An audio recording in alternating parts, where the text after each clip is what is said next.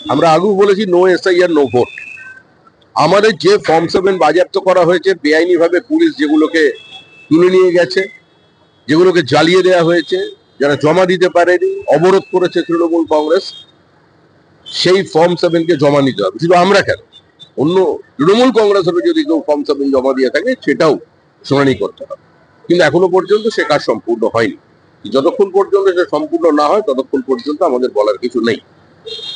পশ্চিমবঙ্গের মানুষকে ত্রুটি মুক্ত, ভেজাল মুক্ত ভোটার লিস্ট উপহার দেওয়ার দায়িত্ব নির্বাচন কমিশনের। এটা তাদের দায়বদ্ধতা এবং আশা করি সেটা তারা পালন করবেন। আমরা আস্থা রাখছি এখনো তাদের উপরে যে তারা এই কাজটি সম্পূর্ণ করতে পারবে। কিন্তু আবার বলছি, জ্ঞানেশ কুমার সাহেবের পশ্চিমবঙ্গে আসার প্রয়োজন আছে। কিভাবে এসআইআর চলছে 12টি রাজ্যে এবং পশ্চিমবঙ্গের সঙ্গে সেগুলো ব্যতিক্রম কোথায় সেটা তাকে দেখতে হবে। একটা সীমান্তবর্তী রাজ্য যার 2200 কিলোমিটারের বেশি আন্তর্জাতিক বর্ডার আছে, যেখানে 562 কিলোমিটারের উপরে কোনো ফেন্সিং নেই, যেখানে একটা সরকার প্রকাশ্যে অনুপ্রবেশকারীদের ভোটার লিস্টের নাম ঢোকায়, যেখানে যে রোহিঙ্গাদের আমন্ত্রণ জানানো হয়, সে রাজ্যের ভোটার লিস্টে কি হতে পারে সেটা দেখবার জন্য আমার মনে হয় জ্ঞানেশ কুমারজি তার পুরো টিম নিয়ে কলকাতায় আসে।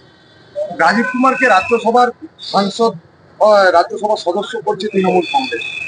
দেখুন, রাজ্যসভায় যাওয়ার মতো প্রজ্ঞা এবং মেধা রাজীব কুমারের আছে। তৃণমূল কংগ্রেস কাকে রাজ্যসভায় পাঠাবে কাকে পাঠাবে না এটা সম্পূর্ণ তাদের দলীয় সিদ্ধান্ত। রাজেশ কুমারের কাছ থেকে রাজ্যবাসী অনেক কিছু প্রত্যাশা করতে অতীত, কিন্তু রাজীব কুমারকে রাজ্যসভা সদস্য করছে তৃণমূল কংগ্রেস, কি বলবেন বিজেপি রাজ্য সভাপতি হিসাবে? দেখুন, রাজীব কুমারের প্রজ্ঞা বা মেধা নিয়ে কারো কোনো প্রশ্ন নেই। রাজীব কুমার রাজ্যসভায় যাচ্ছেন, তৃণমূল কংগ্রেস তাকে পাঠাচ্ছে, এটা সম্পূর্ণ তৃণমূল কংগ্রেসের বিষয়।